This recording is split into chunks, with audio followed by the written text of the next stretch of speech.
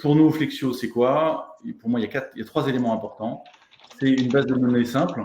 On peut avoir, nous, par exemple, on a une liste des matériels, une liste des chauffeurs, une liste de contrôles obligatoires. C'est un accès mobile très simple.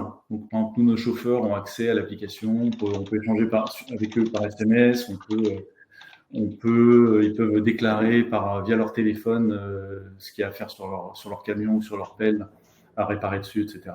Et puis le dernier élément qui est important, c'est des scénarios. C'est-à-dire que de façon assez simple, on peut définir des choses. C'est-à-dire si quelqu'un fait ceci, alors il faut faire cela. Donc par exemple, toutes les semaines, envoyer la liste des contrôles obligatoires en retard, ou bien si un chauffeur remonte un problème sur son matériel, prévenir l'atelier par mail. Ce genre de choses, c'est ce qu'on appelle des scénarios. Voilà, c'est une application simple et on fait le développement nous-mêmes.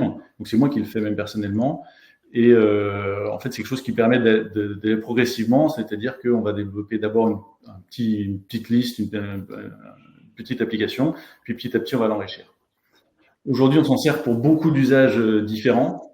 Avec le temps, ça doit faire 4 ans, 4, 5, 4, je crois que c'est 2020, 2021 peut-être. C'était pendant le Covid, tout à fait. C'est ça. Donc au début, on avait démarré avec la liste des matériels et c'était surtout pour les interventions de maintenance.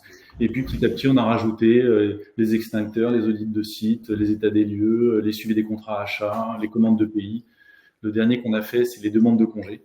Voilà. Donc, au fur et à mesure, on développe plein de petites applications assez simples. Chaque application à développer, c'est quelques heures. Merci. Et c'est vrai que il faut quelque chose d'important à comprendre avec un outil no-code comme Flexio, c'est qu'on est capable de construire des applications en mode agile, c'est-à-dire de commencer simple. Quand on dit simple, c'est surtout sur la collecte de données, puis au fur et à mesure de l'enrichir